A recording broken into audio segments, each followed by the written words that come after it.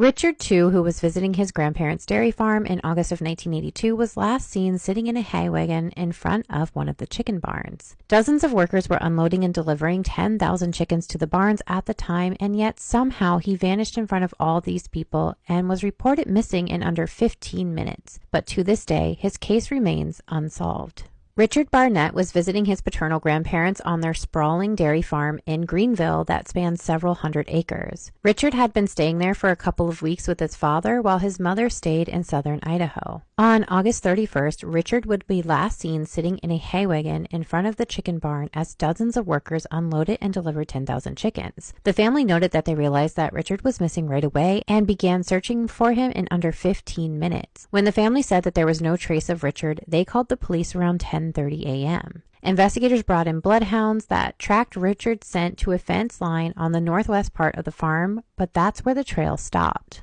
Investigators would conduct an intensive 4-day search of the farm involving 250 volunteers, but not a single sign of Richard turned up anywhere. Investigators honed in on Richard's grandparents, Waldo and Martha, right away, and they became the main suspects in his disappearance for up to 2 decades after he was reported missing.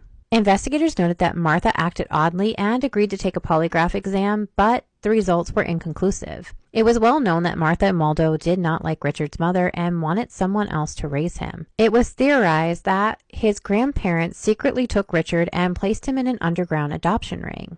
Richard's mother has always been active in the search for her son from the beginning and was cleared of any involvement since she was in Oregon at the time of Richard's disappearance. Investigators would have Martha take another polygraph in 2001, and that one she did pass, and investigators did clear her of any involvement in Richard's disappearance. Waldo would also agree to take a polygraph, but he would pass away before the exam could take place. Investigators also looked into the possibility that one of the temporary workers on the farm at the time delivering the chickens could have been involved in Richard's disappearance, but investigators were not able to find any evidence to implicate any of them.